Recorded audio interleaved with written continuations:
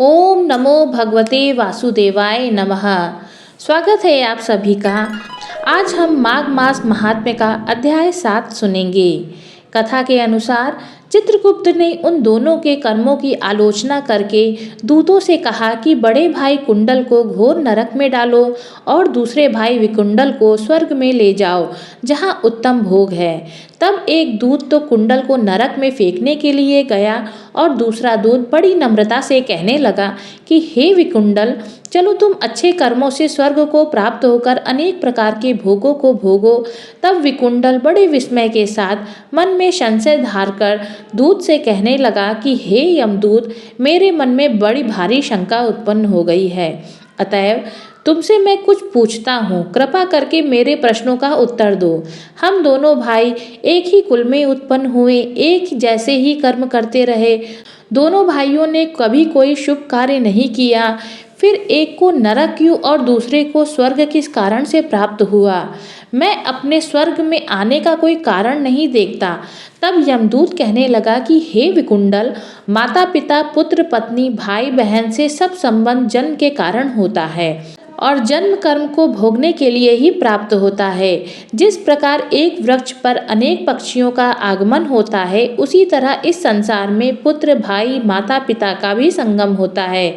इनमें से जो जैसे जैसे कर्म करता है वैसे ही फल भोगता है।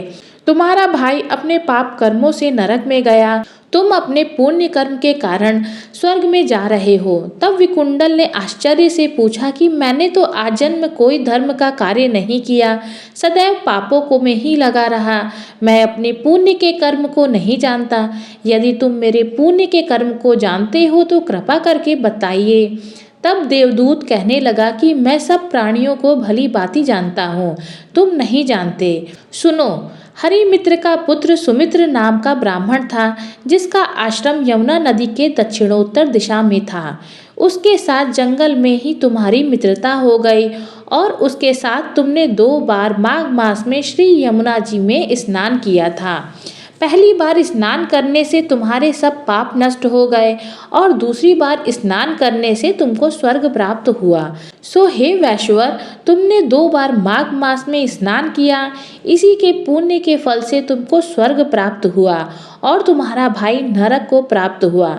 दत्तात्रेय जी कहने लगे कि इस प्रकार वह भाई के दुखों से अति दुखित होकर नम्रता पूर्वक मीठे वचनों से दूतों से कहने लगा, हे दूतों, सज्जन पुरुषों के साथ 7 पग चलने से मित्रता हो जाती है और यह कल्याणकारी होती है। मित्र प्रेम की चिंता न करते हुए तुम मुझको इतना बतलाने की कृपा करो कि कौन कौन से कर्म मनुष्य यमलोक को प्राप्त नहीं होता है, क्योंकि तुम सर्वज्ञ हो। ओम नमो भगवते वासुदेवाय नमः। इसी के साथ अध्याय 7 पूर्ण हुआ।